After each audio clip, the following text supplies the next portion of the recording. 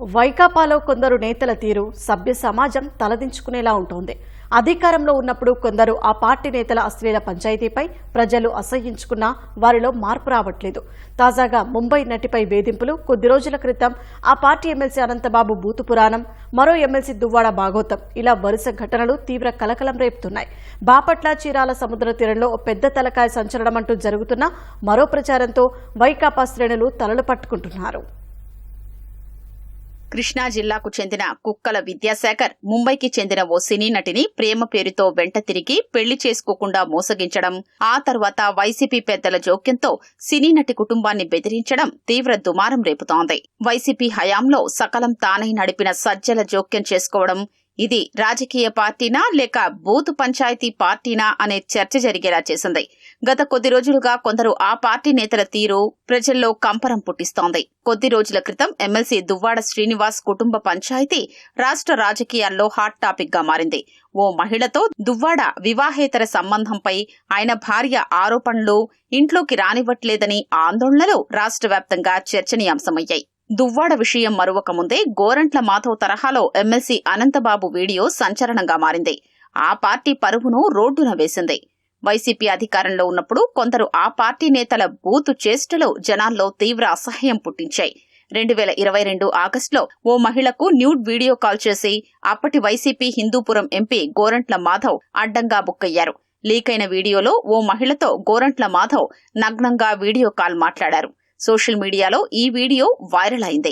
వైసీపీకి తీవ్ర తలొంపులు తెచ్చిన ఆ వీడియోపై అధిష్టానం చర్యలు తీసుకోకపోగా ఎంపీని వెనకేసుకొచ్చింది. గతంలో అవంతి శ్రీనివాస్ ఓ మహిళతో మాట్లాడిన ఫోన్ కాల్ ఆడియో టేపు కలకలం రేపింది.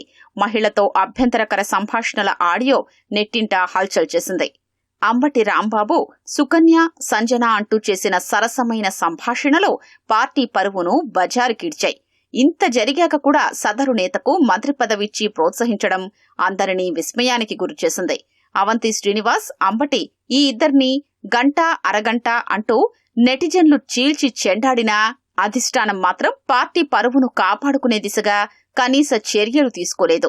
మహిళా వాలంటీర్ను లైంగికంగా వేధించారంటూ తీవ్ర ఆరోపణలు ఎదుర్కొన్న జోగి రమేష్ కు వైసీపీ ప్రభుత్వంలో మంత్రి పదవి దక్కింది.